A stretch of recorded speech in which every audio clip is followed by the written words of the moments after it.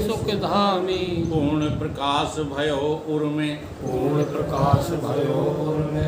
Him द्वैत गयो लखे ललामी, हिम द्वैत गयो लखे ललामी। सद्गुण कुंज खिले मन मानस, सद्गुण कुंज खिले मन मानस। कर्म लोक दुरे भोगामी, कर्म उलूक दुरे भवगामी।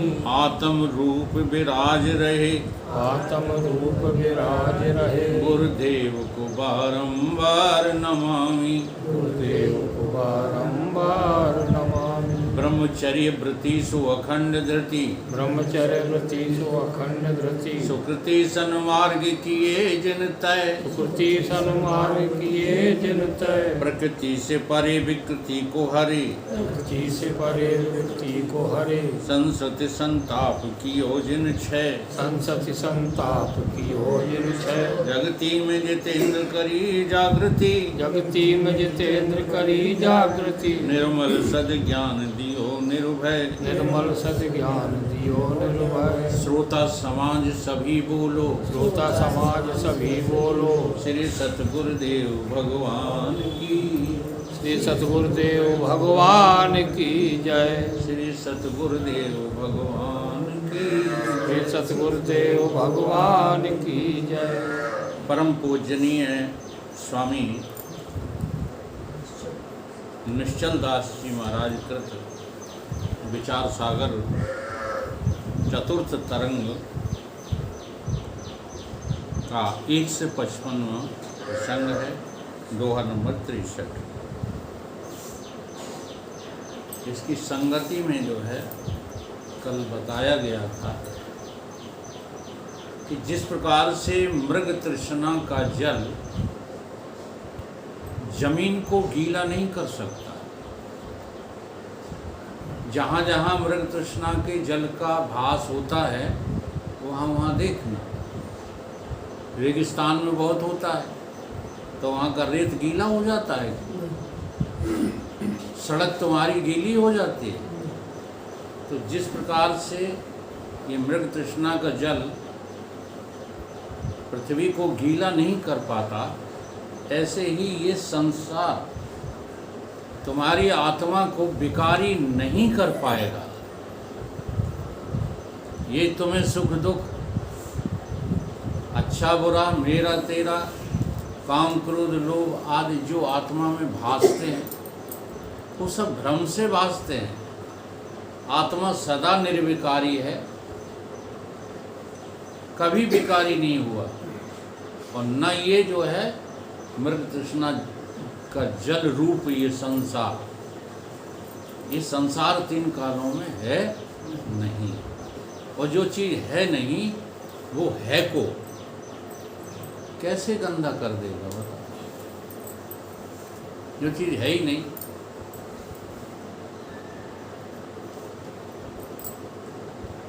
वो है को कभी भी विकारी नहीं कर पाएगा। इसलिए सतचित आनंद ब्रह्म स्वरूप है, जो ऐसा निश्चितता का नाम है, उसी का नाम ज्ञान है। ज्ञान कोई पुस्तकी इबारत को इकट्ठा करने का नाम नहीं। सतचित आनंद अद्वय स्वरूप प्रकाश स्वरूप मैं ही हूँ, इसका नाम ज्ञान है। बाकी सब अज्ञान है। अगर ऐसा आपको नहीं लग रहा है तो अभी आप ज्ञानी होने का चैलेंज मत करो।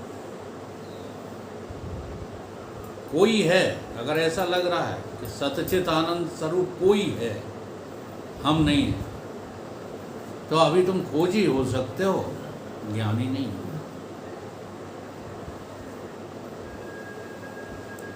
और कोई ज्ञान है ही नहीं। अज्ञान का नाश केवल ज्ञान से होता है। अज्ञान जो सारे जगत का उपादान कारण है, सारे ब्रह्मांड का उपादान कारण है, तो उस ज्ञान अज्ञान का नाश करने वाला केवल सच्चिदानंद स्वरूप अपनी आत्मा का बोध ही है और कोई दूसरा नहीं है। अज्ञान का नाश केवल ज्ञान से होगा, न कर्म से होगा, न उपासना से। कर्म उपासन तय नहीं, जग निदान तब नाश, अंधकार जिम गेह में, नशे न बिनहि प्रकाश। किसी घर में अंधकार हो जाए तो उस अंधकार को दूर करने के लिए चाहे जितनी कसरत करना, मोगरा चलाना, पहलवानी करना, सूप लेकर के, डलियां लेकर के ढोना उस अंधकार को, क्या दूर हो जाएगा? नहीं। अंधकार को दूर करने के लिए तो प्रकाश की आवश्यकता होती है। ऐसे ही इस अज्ञान की निवृत्ति के लिए केवल सच्चिदानंद स्वरूप अद्वय, अद्वय शब्द इसलिए आता है कि तुम कहोगे सच्चिदानंद एक है। अब सच्चिदानंद एक है तो वो सच्चिदानंद आधा भी हो जाएगा, अगर एक है तो नहीं हो जाएगा। इसलिए ईश्वर एक है ऐसा कहना ज्ञानी को नहीं बनता, भगत को तो बन जाता है। हाँ, इसमें थोड़ा सा फर्क है। भगत जो एक स्वीकार करता है ये उसकी आस्था का विषय है, और ज्ञानी जो एक स्वीकार करता है वो उसका अपना स्वरूप बोध है। वो निष्ठा नहीं, स्वरूप बोध है। एक निष्ठा होती है, एक स्वरूप बोध। देखो, स्वरूप बोध होने के बाद निष्ठा अनिवार्य हो जाती है, फिर तो उसे निष्ठा है ही। लेकिन जब तक बोध नहीं है तब तक निष्ठा करना बड़ा कठिन काम है। भगवान में भी निष्ठा रखना बड़ा कठिन काम है। तुरंत किसी न किसी को दोष हुई, ऐसी घटना हो गई तो क्यों हो गई?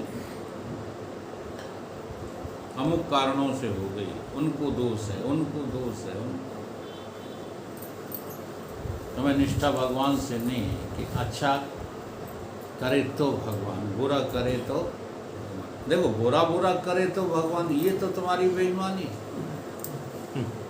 हाँ? संसार बनाया है भगवान ने, तो मिटाएगा कौन? वही तो मिटाएगा। अगर तुम्हारा मिट जाता है तो तुम दोष लगाते हो, हमको बर्बाद कर दिया। हाँ, बर्बाद कर दिया, तुम्हारे पास था ही क्या जो तुम्हें बर्बाद कर दिया है? सबको लगता रहता है ऐसा। जिनकी पत्नियां मर गई हैं उनको लगता है कि भगवान ने हमें बर्बाद कर दिया। और ये इतनी बुरी तरह बुद्धि में जो है निष्ठा बैठ जाती है कि वो चाहे जितनी किताबों का अध्ययन करें। हमारे साथ एक दुबे जी आते थे, उनकी पत्नी मर गई तो वो जो है उन्हीं की पूजा करने लगे। अलमारी में उन्हीं की तस्वीर रखी, और उनके अलावा उन्हें कहीं निष्ठा नहीं। उन्हें भगवान यदि ऐसा होता तो हम लोग तो भक्त थे, हमारी पत्नी क्यों मार डाली?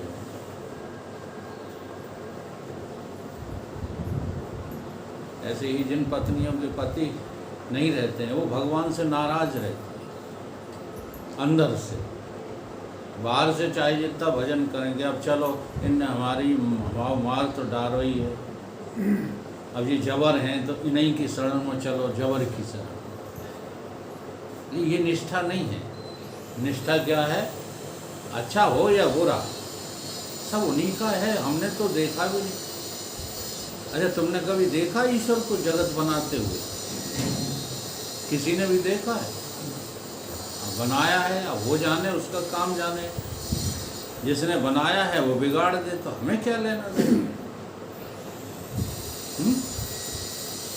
अब बना के दे दिया तो खुश हो गए, जमीन दे दी, जायदाद दे दी, बच्चे दे दिए, पति दे दिया, पत्नी दे दी, सब दे दिया भगवान ने तुमको, तो खुश हो गए।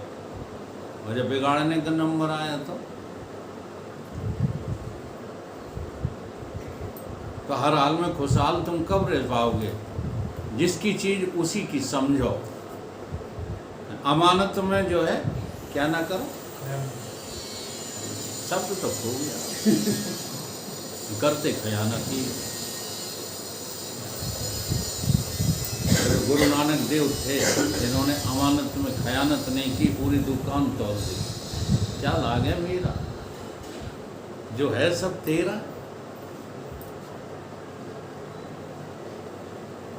हर जगह शोषण है, खाली दुकान में ही नहीं, हर जगह शोषण है।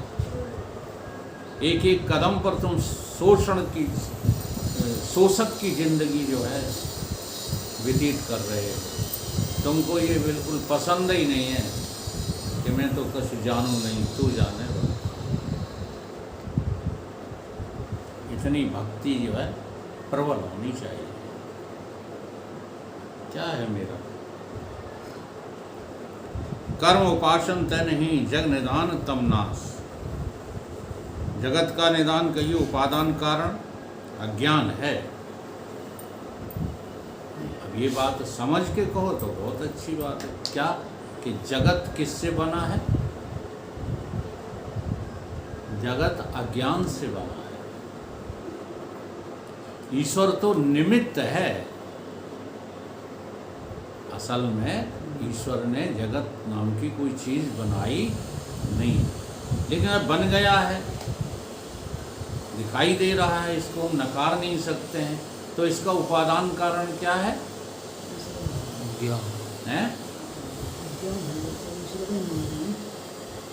अज्ञान है, लेकिन ईश्वर को माने कानून। उपादान कारण जगत का अज्ञान ही है। उपादान कारण समझते? एक निमित्त कारण होता है, एक उपादान कारण। जैसे घड़े के बनाने में उपादान कारण क्या है? मिट्टी। ठीक है। और निमित्त कारण कौन है? कुम्हार। ये अंतर समझ लो। निमित्त जो होता है वो कैसा होता है? अनदेखा होता है, उसको किसी ने देखा नहीं है, निमित्त को। ठीक है। और उपादान को तुम देख सकते हो, अगर चाहो तो देख सकते हो। किसी बच्चे से कहो कि ये घड़ा नहीं है, मिट्टी है, वो नहीं मानेगा। किसी बच्चे से कहो कि ये जो है कार्टून नहीं है, ये तो स्याही की चील बिलैया है, तो वो नहीं मानेगा। लेकिन किसी समझदार बड़े से कहो तो वो स्वीकार कर लेगा। यहाँ कार्टून फार्टून क्या होता है? रंगों की जो है इधर उधर लाइनें खींच दी गई हैं, उसी का नाम कार्टून। तो रंग है ना कि कार्टून। ठीक इसी प्रकार से घड़े का उपादान कारण मिट्टी। ये समझदार तो समझ जाएगा, लेकिन बच्चे नहीं समझ पाते। इस ठीक इसी प्रकार से इस संसार को बनाने वाला तुम्हारा अपना निजी तत्व, निज आत्म का अज्ञान ही है। इसको कोई बिरला सपूत ही समझ पाए। साधारण मनुष्यों में किसी की ताकत नहीं है जो ये बात समझ ले। लाख लोगों में तुम इकट्ठा करके कहना तो दो चार लोग देखो पढ़ पढ़ा के चाहे कोई कहने लगे, लेकिन तुम्हारी समझ में आ गया कि जगत आत्मा के अज्ञान से बना है, ये समझ में आ गया है? आ गया किसी के? सीख लाइए पढ़ पढ़। तो बच्चे ही तो हो। परमात्मा के तरफ चलने में तुम बच्चे ही तो हो। उपादान कारण वो होता है जो कार्य को बना करके कार्य के साथ ही जो है मौजूद रहता है। निमित्त कारण वो होता है जो कार्य बनने में सहयोगी तो होता है, लेकिन कार्य के साथ कभी नहीं रहता। कार्य के साथ कभी नहीं रहता, इसलिए उसके रहने का विश्वास करना पड़ता है और इसके रहने का ज्ञान करना पड़ता है। बस यही अंतर है भक्ति में और उपासना में और ज्ञान।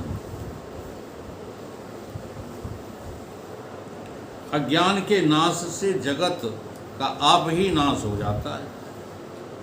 एक बार अज्ञान का नाश करो तो जगत रहेगा ही नहीं। और जब जगत नहीं रहेगा, अज्ञान नहीं रहेगा, तभी तुम टाल ठोक कर कह सकते हो 3 कालों में जगत है। तब तक तो वैसे ही पढ़ा लिखा भौंकते रहते हो। ता अज्ञान का नाश केवल ज्ञान ही करता है। कर्म और उपासना करके तुम कभी भी संसार का जो है अभाव नहीं कर सकते, नाश नहीं कर सकते, क्योंकि अज्ञान का विरोधी केवल ज्ञान है। कर्म और उपासना अज्ञान के विरोधी नहीं है। चाहे कर्म करो, चाहे पूजा पाठ करो, ये तुम्हारे अज्ञान को नहीं मिटा पाएंगे, क्योंकि अज्ञान के ये विरोधी नहीं है। इन्हें अज्ञान से कुछ लेना देना नहीं है। अज्ञान इनका दुश्मन नहीं है, बल्कि अज्ञान में ही मज़ा आता है कर्म करने में और उपासना करने। यदि ज्ञान हो गया तो कर्म और उपासना में जो रुचि है वो खत्म हो जाती है। करते तो हो, और ऐसा करते हो कि रुचि वाले फेल हो जाते हैं। हाँ, अभिनय करने वाला कौशल्यता को प्राप्त हो जाता है और रुचि लेकर करने वाले असफल हो जाते हैं। कमाल।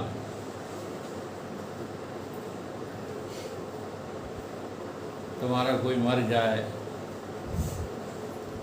कोई हानि हो जाए, तो तुम उतनी बुरी तरह नहीं रो पाओगे।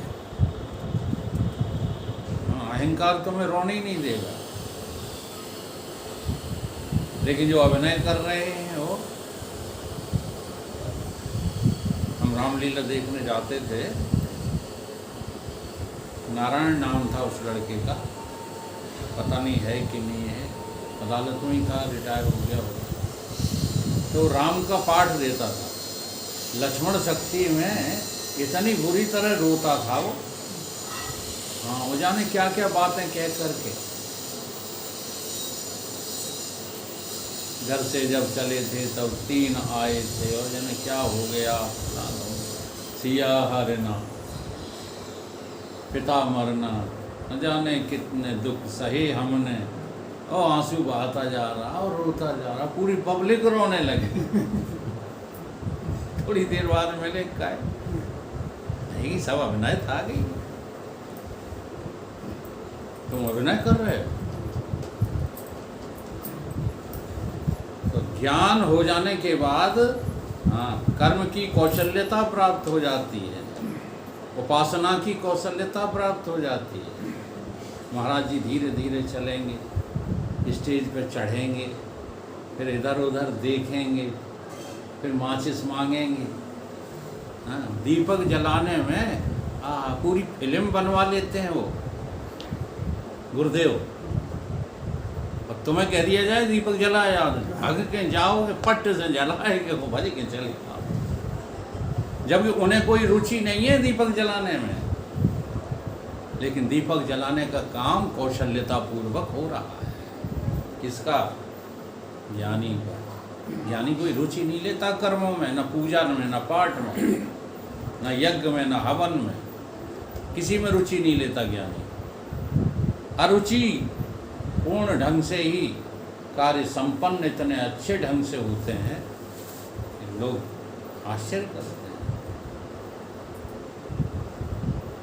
और जो रुचि लेते हैं वो रोते हैं, थक जाते हैं, बीमार पड़ जाते हैं। देख ले,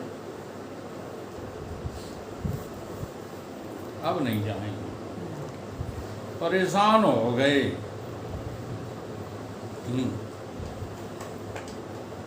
भटमातपुरा जाए गए, परेशान हो गए। तो हमें आज में कोई परेशानी लगी नहीं। एक ही बात है और कोई बात नहीं है। तुम एक बार बुद्धि में निश्चय कर लो, संसार नाम की कोई चीज़ है ही नहीं, तुम्हें कोई दुखी कर ही नहीं सकता। ज्ञान हो आत्मा का चाहे ना।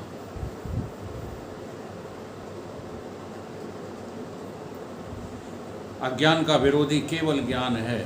जैसे घर में अंधकार है, वो किसी क्रिया से दूर नहीं होगा, केवल प्रकाश करने से ही अंधकार दूर होता है।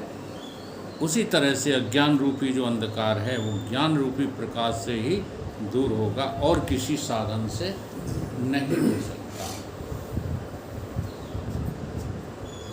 भाख्यो सिख उपदेश में जग भंजक ही धार, जो यामे संशय रहो सो तू पूछ विचार। गुरु जी कहते हैं कि मैंने तुम्हें बता दिया अज्ञान क्या है, ज्ञान क्या है, ठीक है। अब तुम्हें इसमें कोई संशय रह गया हो जरा पूछो।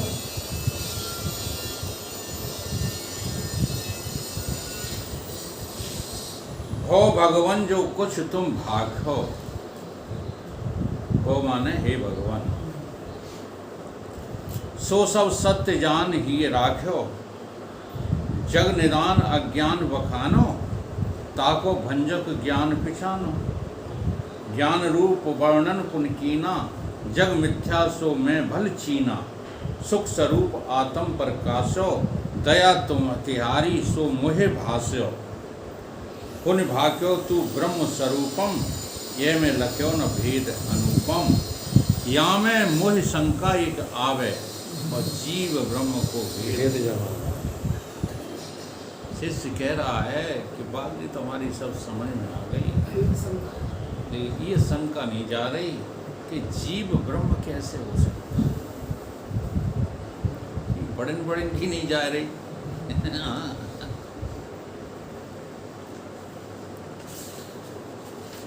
जगत मिथ्या है और जीव आनंद स्वरूप है, सो ब्रह्म से भिन्न नहीं है, किंतु ब्रह्म स्वरूप ही है। ऐसे निश्चय का नाम ज्ञान है। उसके बारे में जगत मिथ्या है और जीव आनंद स्वरूप है, ये वार्ता तो मैं समझ गया। शिष्य कह रहा है ये तो सब कुछ मैं ब्रह्म सत्यम जगत मिथ्या हम जान गए, परंतु जीव ब्रह्म दो एक हैं, ये हमारी समझ में नहीं हुआ।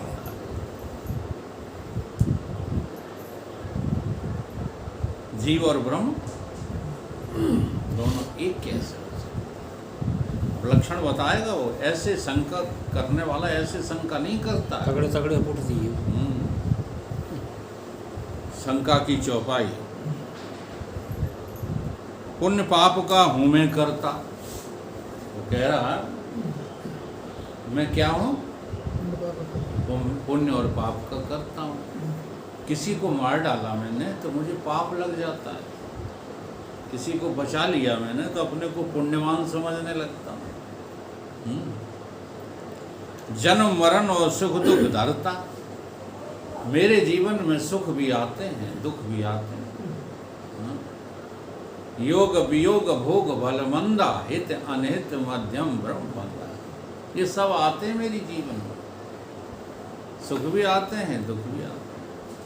कोई बढ़िया चीज़ है बिछुड़ जाती है तो दुखी हो जाते हैं, मिल जाती है तो सुखी हो जाते हैं, और जन्म मृत्यु तो आ ही रहे हैं, देख रहा हूँ।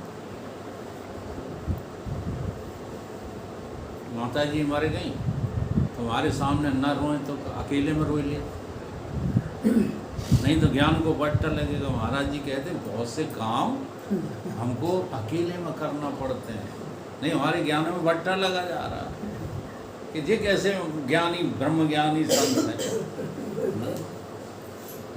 लेकिन इतने सच्चे इंसान हैं, वो कहते हैं गुरु की सौगंध खा के कहते जो तुम्हें होता वही सब हमें होता है। हाँ, ऐसा थोड़ी एक हमको बात अलग से स्पेशल बनाए गए हैं।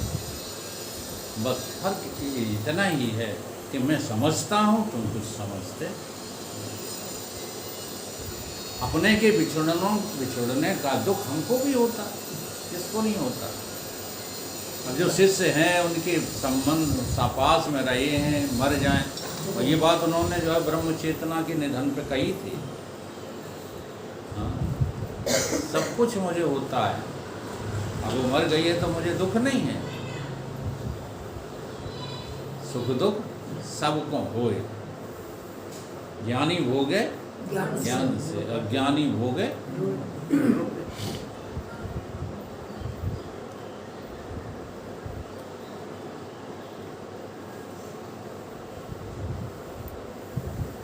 और अनेक भांत जग भास है, चहु ज्ञान अज्ञान जो नास है। जो याते विपरीत स्वरूपा, ताको ब्रह्म कहत मुनि भूपा। कहो एकता कैसे जानूं, रूप विरुद्ध ही ये पहचानूं। हे भगवान, मैं पुण्य पाप का करता हूँ और तिनका जो फल जन्म मरण और सुख दुख, तिनको मैं धारण भी करता हूँ। नहीं करते हो? जी हाँ। घर का छोड़ो, बिल्कुल जो है निकट का छोड़ो, घर का छोड़ो, परिवार का छोड़ो, तुम्हारे पड़ोस में भी कोई मर जाए तुम सत्संग नहीं आओगे। बाकी सब आज नहीं आ रहे हैं, क्या है फलाने हमारे सामने मारे गए, बोल धारण किए हुए हो कि नहीं किए हुए? नहीं बे, तुम आपका कल नहीं बताए थे। बहुत मुश्किल है गृहस्थ सन्यासी होना, बहुत आसान है सन्यासी को गृहस्थ होना। सन्यास ले लिया है, किसी से कुछ लेना देना नहीं, तो 4 चारपाई बनाए ले, 10 बिस्तर बनाए ले। अरे कोई आए जात है, जरूरी है, इतनी बड़ी गृहस्थी पाल रहे हैं, मरे जा रहे हैं बाबा। हाँ, आश्रम के मारे 1 घंटे का समय नहीं दे सकते। है कमाल की नहीं? सन्यासी गृहस्थ होने में देर नहीं लगाता, लेकिन गृहस्थ का सन्यासी होना लोहे की चने चबाना। गृहस्थ में रहते हुए सन्यासी होना बड़ा कठिन काम है। किसी के कंडोलेंस सभा में न जाओ। तुम्हारे जाने से क्या वे लौटे आए रहे हैं उनके जो मर गए थे?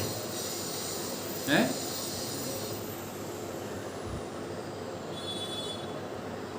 असल में जिनके यहाँ जो है कंडोलेंस हो जाता है, जिनके यहाँ शोकग्रस्त लोग हो जाते हैं, वो तो देखते भी नहीं कौन आया कौन गया, फुर्सत नहीं है उन्हें देखने की। अगर तुम झूठ भी कह दोगे कि हम तो तुम्हारे बगल में ही खड़े रहे, तो वो मान लेगा कि हाँ हम तो शोकग्रस्त थे, हमने।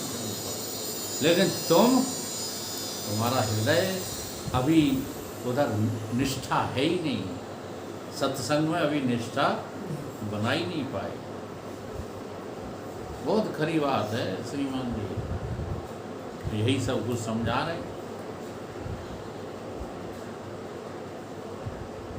दिन को धारण करता है, नाना प्रकार का जगत मेरे में प्रतीत हो रहा है, मैं कैसे मान लूं? तुम कहते 3 कालों में जगत है, मुझे तो लग रहा है।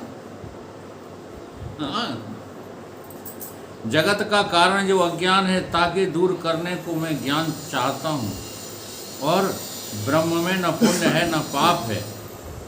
देखो, एक तो मैंने अपने लक्षण बताए थे, जीव के लक्षण क्या क्या है? पुण्य पाप का करता है जीव, जन्म मरण के फल का जो है धारण करने वाला है। नाना प्रकार का जगत हमें लगता है कि जगत है, ये हो रहा है, वो हो रहा है, फलान हो रहा है, ठीक है।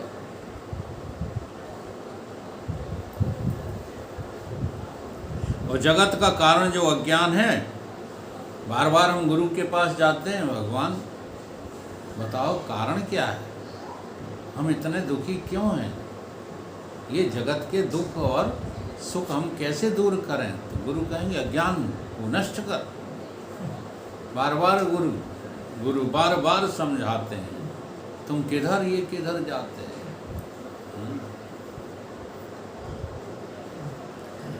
तुम जिनको अपना समझ रहे, अपने संग सदा न रख पाते, कभी रख पाते हो, लेकिन फिर भी अपना समझना बंद ही नहीं करते। और ये प्रभु को कहते हैं अपना, जगत से कोई नाता ही नहीं रखते।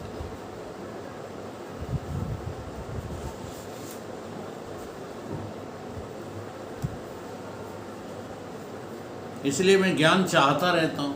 अच्छा, अभी ज्ञान चाहते हो कि ज्ञानी हो?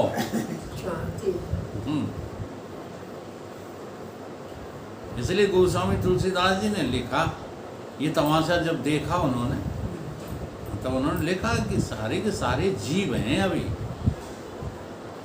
और जीव होकर के जो है क्या झोंकते रहते हैं ब्रह्म ज्ञान बिन नार नर करें न दूसर बात। फिर देखा उन्होंने कि ये दो कौड़ी का संसार है, इसके लिए विप्र के साथ, गुरु के साथ, शास्त्रों के साथ अपघात करते रहते। अपघात करना है ये, हाँ होशियार हो जाओ। ये जो आप पढ़ रहे हो और इसको आप अमल में नहीं ला रहे हो, ये इनके साथ क्या है? अपघात है। ये गुरु का, शास्त्रों का, माता पिता का, इनका अपघात घोर नरक को देता है, घोर नरक को देता है। तो करो तुम आलस जान चाहे, ऐसे पढ़ाने वाले तुम्हें कहीं मिलेंगे नहीं। हमने और भी देखे हैं, विचार सागर पढ़ाने वाले, ब्रह्म सूत्र पढ़ाने वाले, उन्हें कुछ लेना देना नहीं हो, तो अपने जो है बात को पढ़ते जाते हैं, करते जाते हैं। स्पष्ट कोई नहीं करता। होंगे वो स्पष्ट, हमें उनकी विद्वता पर शक नहीं है, नहीं स्पष्ट तो, लेकिन वो करते नहीं। क्यों नहीं करते? एक जो है घुसी रहती है बात, तो हमें क्या लेना देना। जब ये बात घुसी रहती है हम, तो वहाँ कुछ न कुछ किंचित अहंकार रहता है। बड़ा मुश्किल है निरहंकारी होना।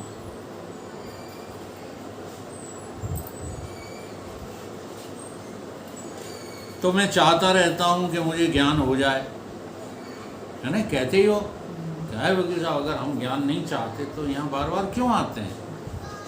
तो जीव हो कि नहीं हो अभी? और ब्रह्म में न पुण्य है न पाप है, इतना तो वो समझ गया। कौन शिष्य? कह रहा ब्रह्म में न पुण्य है न पाप है, न सुख है न दुख है, कोई क्लेश है ही नहीं ब्रह्म में, और ब्रह्म को ज्ञान पाने की इच्छा भी नहीं। अच्छा क्यों करेगा इच्छा वो? ब्रह्म जो है, चलो ब्रह्म छोड़ो, ब्रह्म ज्ञानी ब्रह्म को जानने की इच्छा करेगा नहीं, क्यों? जान चुका है। हाँ। एक बार किसी भी जो है फली से, फूल से फल लग के गिर जाए, फिर वो फूल उस शाखा पर रहना चाहेगा? नहीं, नहीं रहना, क्योंकि फल प्राप्त हो गया। फल कारण फूली बन रहा है, और फल पाए बिन से। तुम्हें ज्ञान हो गया, अब क्या लेना? अब ज्ञान के लिए हमारा प्रयास नहीं, अब तो उस ज्ञान को लुटाने का प्रयास है। जो चीज़ मिल गई है उसको लुटाने लुटाते रहो, बांटते रहो। अब उसे बांटने में मजा आता है। तो कह रहे हैं अभी तो हमें ज्ञान चाहिए, ज्ञान की इच्छा ब्रह्म में नहीं होती है। यहाँ से ब्रह्म का और मेरा स्वरूप परस्पर विरोधी है, इसलिए दोनों की एकता बन नहीं सकती। शिष्य जबरदस्ती कह रहा, दोनों की एकता बन नहीं सकती। यद्यपि मेरे में जन्म आदिक संसार परमार्थ करके है नहीं, तथापि मिथ्या जो जन्मादिक हैं सो मेरे को भ्रांति से प्रतीत होते हैं, और ब्रह्म में नहीं है। या तो इतना भेद है, एकता बने नहीं। ये जो है प्रमेयगत संशय है। इसको क्या कहते हैं? प्रमेयगत। एक प्रमाणगत संशय होता है, एक प्रमेयगत संशय होता है। प्रमाणगत संशय में तो हम समझ गए, क्या समझ गए? कि घड़े नहीं है, मिट्टी है। लहरें नहीं है, पानी है। लोहा औजार नहीं है, लोहा है। सोना जेवर नहीं है, ये तो हम समझ गए, लेकिन भीतर अब हम जीव ही हैं। ये प्रमेयगत संशय है। यही संशय मिटना बहुत जरूरी है। प्रमाणगत संशय तो सबके मिट जाते हैं, जो भी वेदांत पढ़ लेते हैं सबके मिट जाते हैं।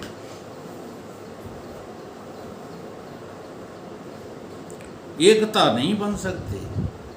पक्षी रूपता से विलक्षण जीव ब्रह्म की एकता से कर्म उपासना का प्रतिपादक वेद निष्फल होवेगा।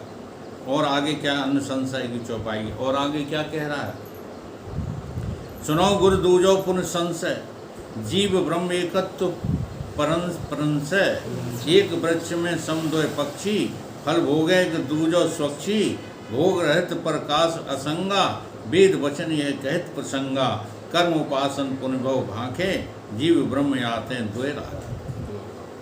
हे गुरु, मेरे एक संशय और है बारीक, सो आप सुनो कि कैसा हुआ संशय है जिससे जीव ब्रह्म की एकता निश्चय उनसे कहिए दूर हो जाए। सो संशय मैं आपको कहूँ, आप सुन के उस संशय को दूर करो। वेदों में मैंने ऐसा देखा है कि एक बुद्धि रूपी वृक्ष में दो पक्षी बैठे हैं और दोनों एक जैसे। तुम्हारे अंतःकरण रूपी शीशे में दो, हाँ, कभी देखते ही नहीं हो अपना शीशा। अंतःकरण रूपी शीशा कभी देखा?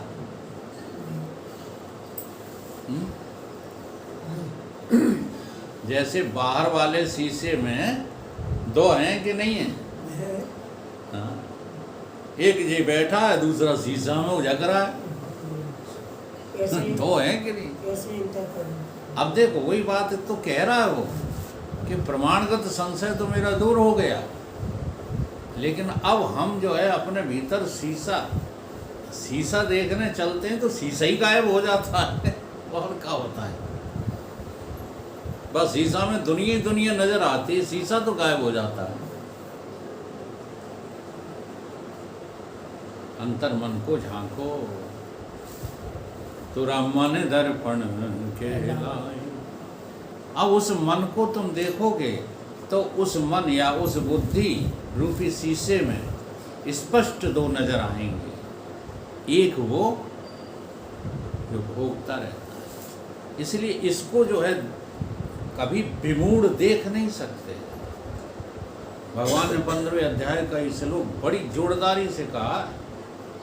हाँ, उत्क्रांतम स्थितम वापि भुंजानाम व सर्वगुणान्वितम, जो ये सब काम करता है। हाँ? कौन है जो तुम्हारा शरीर छोड़ के उड़ जाता है? हंसा उड़ जाए वो। भजन गाते हो कि नहीं गाते? हंस जब जब उड़ा मोटे आई नहीं, तो अकेला अकेला वो उड़ जाता है। वो कौन है? वो जो कभी नहीं उड़ता, जो करते हो वो कौन है? अब दोनों एक साथ हैं कि अलग अलग हैं? जो उड़ जाता है वो जो कभी नहीं उड़ता, ये दोनों एक ही साथ हैं कि अलग अलग? अच्छा, हंसा उड़ गया, फिर वो दूसरा वाला कहाँ रह गया, कहाँ चला गया?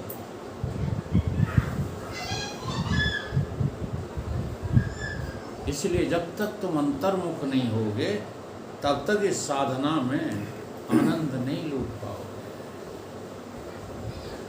भली ही भक्ति का आनंद लूटो, लेकिन अंतर्मुख तो होना पड़ेगा। अंतर्मुख होने के लिए बहिर्मुखता का त्याग, यानी प्रपंच का त्याग। प्रपंच माने बहिर्मुखता।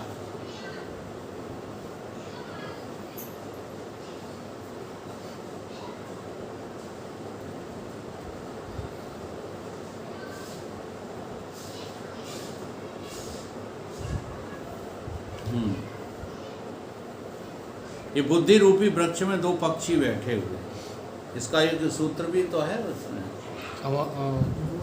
काय में है, द्वासपर्णा कठोपनिषद में। हाँ, द्वासपर्णा सयाजर समानम वो यही बात है। गीता में भी भगवान स्पष्ट कह रहे हैं, मेरी दो शक्तियाँ हैं, परा और अपरा। और इस श्लोक में थोड़ा उन्होंने मिलती हुई बात कही है, लेकिन है बिल्कुल सत्य बात कि वही तो उत्क्रांत कर जाता है, वही स्थित है, वही तुम्हारे गुणों को चलाता है, कोई दूसरा थोड़ी। और वही इन सब से रहित है, सर्व रहित सब उर पूर्वास। तो ये दो रूप में देखना है पहले, तब समझ में आएगा। एक रूपता तब तक समझ में नहीं आएगी जब तक ये द्विरूपता समझ में नहीं आती। तुम द्वैत का मतलब ये भोग समझो, तो घर परिवार को समझते, द्वैत से थोड़ी कहते हैं। अगर तुम्हें द्वैत की भी जो है चिंता है, चलो द्वैतवादी बने रहो, कोई बात नहीं। ये महाराज जी द्वैतवादी हैं, ये ब्रह्मवादी नहीं है जो आजकल छाए हुए हैं प्रेमानंद। हम तो दो एक प्रवचन सुनने हाल समझ जाते हैं कि इनके अंदर क्या है। और द्वैतवादी में एक बहुत बड़ी कमी पाई जाती है, वो अपनी इज्जत को बचा के रखना चाहते हैं। असभिमान जाए जिन भोरे, मैं सेवक रघुपति पति। अपने अभिमान को वो छोड़ना नहीं चाहता, अपने अहंकार को बचा के रखना चाहता है द्वैतवादी, कितना भी बड़ा विद्वान क्यों ना हो। राम सुखदास जी जैसे विद्वान हाँ मिलेंगे नहीं। उनको इतना बड़ा त्याग था, संसार से इतना वैराग था कि उन्होंने साफ कह दिया था, किसी भी जगह मेरा नाम और फोटो छपना नहीं चाहिए। परंतु नाम तो पुस्तकों में छाप दिया लोगों ने, फोटो उनका आज तक किसी ने नहीं देखा। हमने तो प्रत्यक्ष दर्शन किए हैं उनके, हरिद्वार में, वहाँ नहीं, ऋषिकेश में।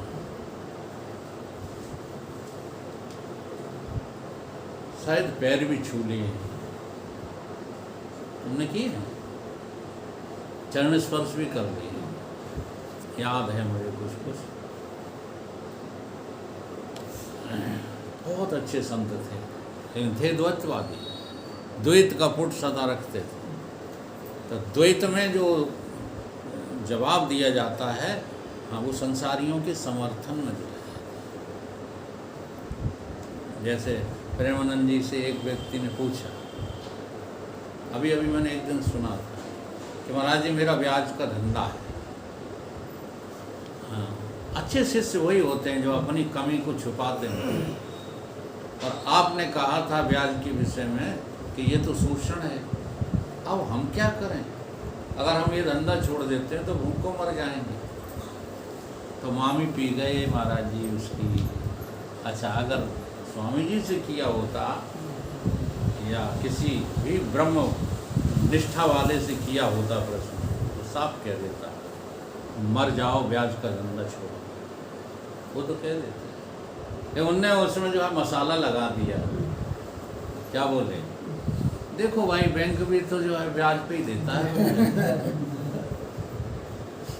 तो बैंक जिस हिसाब से चला रहे हैं गाड़ी, उस हिसाब से चलाओ तो कोई दोष नहीं। तो ये मामी पीना है, ये हाँ हमारे शास्त्रों में कहा गया है,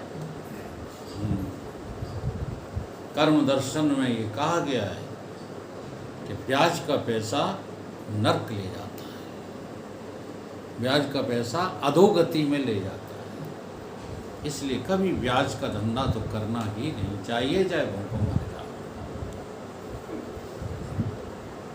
बहुत सारी बातें। अब तुम जो है वो तो हो नहीं, क्या नाम, गणिका, गणिका वेश्या का धंधा करती थी, फिर भी तरे गई। सदन कसाई का काम करते थे, फिर भी तरे गए। धन्ना जाट जो है किसान थे, उन्होंने तो अपने हल जुतवाए भगवान से, वो भी तर गए। तो ये तरना बड़ा गहरा विषय है। गजेंद्र हाथी होकर तर गया, है ना, कौआ होकर काकभूषण तर गए। तो इनका विषय बहुत गहरा विषय है। इस तरह की बातें सोच के तुम नर्क की तैयारी न करो। सच्ची बात तो यही है कि जिस धंधे से शोषण होता हो किसी का, वो धंधा छोड़ देना चाहिए, टोटली छोड़ देना चाहिए। किसी का शोषण करना कभी भी पुण्य नहीं हो सकता है। पाप तो हो ही रहा है। तो द्वैत में कुछ फुट रहता है, काय का प्रपंच द्वैत में, जबकि हकीकत क्या है कि वहां कोई है नहीं। तुम ही दो रूप धारण करके देख, एक दिख रहा है, एक देख रहा है।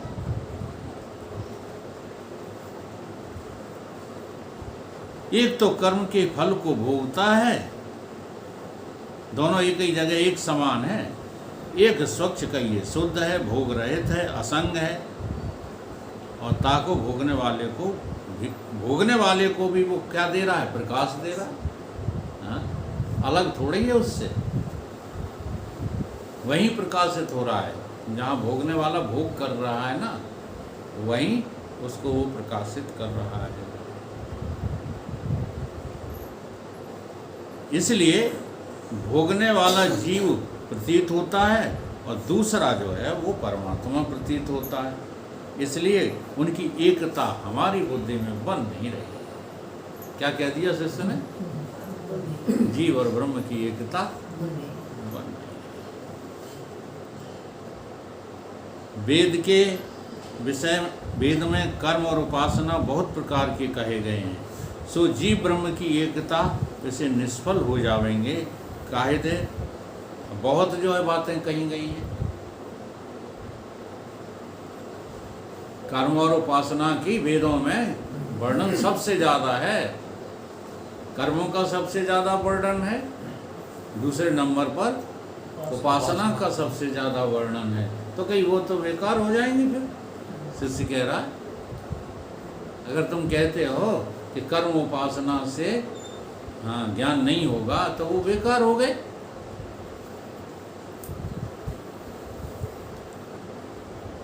काहे थे? जो आप जीव ब्रह्म की एकता का हो, सो ब्रह्म विषय जीव के स्वरूप को अंतर्भाव कहते हो, अथवा जीव विषय ब्रह्म के स्वरूप को अंतर्भाव कहते हो। हाँ, ये थोड़ा सा जो है समझने की कोशिश करो क्या कह रहे हैं। पहले तो उसने कहा कि कर्म और उपासना असफल हो जाएंगे। क्यों असफल हो जाएं? कि जो आप जीव ब्रह्म की एकता कहते हो, सो ब्रह्म में जीव के स्वरूप का अंतर्भाव। पहला पॉइंट क्या है?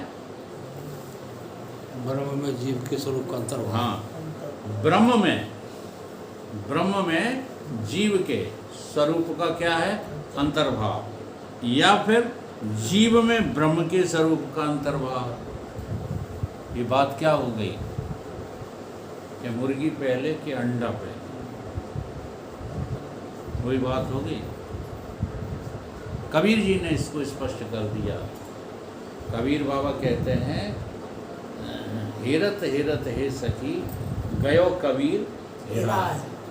पहले क्या बोले कि बिंदु समाना सिंधु। अर्थात ये क्या बात हो गई? ये हो गई ब्रह्म में जीव के स्वरूप का अंतर्भाव। समझ में आ गई? सागर में बूंद के स्वरूप का क्या कर दिया?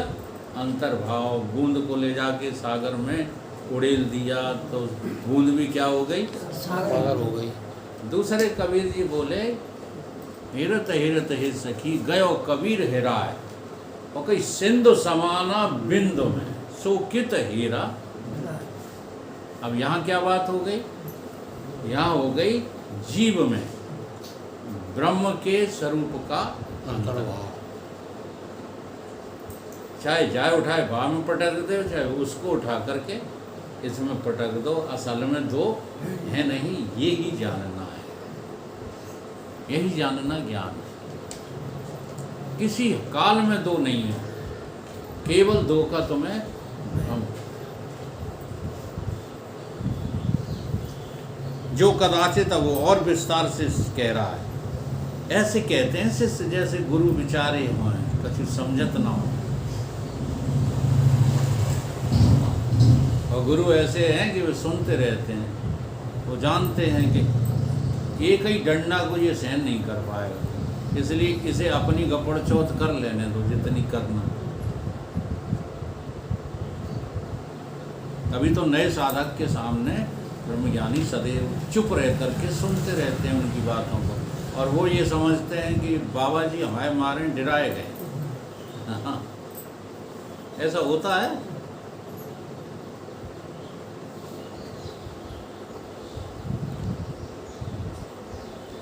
जो कदाचित ब्रह्म में जीव के स्वरूप को अंतर्भाव कहोगे तो जीव को ब्रह्म रूप होने से अधिकारी का अभाव हो जाएगा। अगर ब्रह्म में जीव के स्वरूप का अंतर्भाव कहोगे तो जीव को ब्रह्म रूप होने से, ठीक है, अधिकारी का अभाव हो जाएगा। अब वो ब्रह्म ही हो गया तो उसे अधिकारी नहीं रहा कायेगा ब्रह्म होने का। इसलिए कर्म और उपासना निष्फल हो जाएंगे। फिर को करे कर्म और उपासना? जब ब्रह्म ही हो गया फिर को करा, कौन करे? और जो जीव विषय ब्रह्म के स्वरूप का अंतर्भाव कहोगे तो ब्रह्म को जीव रूप होने से जाकी उपासना करिए, उपास्य गायब हो गया। ब्रह्म को तुमने क्या बना दिया? जीव। चेतन अमल सहज। सुखवास। कहीं अब कौन की उपासना करें? हैं? सैया भाई कुतवाल हमें डर काहे को?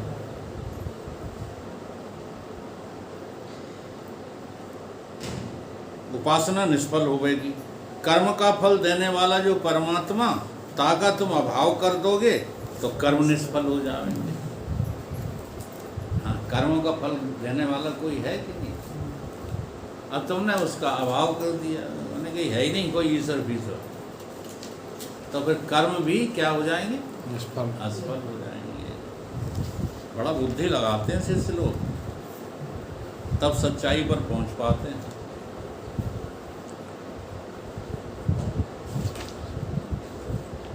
अभी उसी का चल रहा है, बहस उसी की चल रही है। गुरु का तो नंबर आया ही नहीं है। खबर नहीं हो। ठीक है।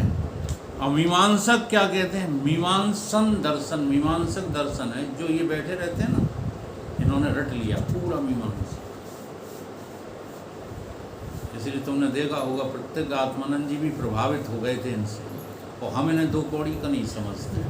भदौरिया जी। हाँ, सच्ची बता रहे हैं, सबूर ही नहीं है उन्हें। केवल मीमांसक दर्शन इन्होंने रट लिया है, और बस ये बोलने लगते हैं संस्कृत। जहाँ संस्कृत बोली तो विद्वान जो है समझता कि बहुत बड़ा विद्वान है। मीमांसक तुम्हें उलझाते हैं कर्मों में। मीमांस दर्शन जो होता है, इन्होंने बहुत अपनाया है इसको। न्याय दर्शन और मीमांसक दर्शन किन्होंने? आर्य समाजियों। आर्य समाजी अपने सामने किसी को बोलने नहीं देते। बड़ा ऐसे टेढ़े मेढ़े बोलते हैं, बहुत टेढ़े मेढ़े बोलते हैं। तो मीमांसक क्या कहते हैं कि कर्म ही ईश्वर है,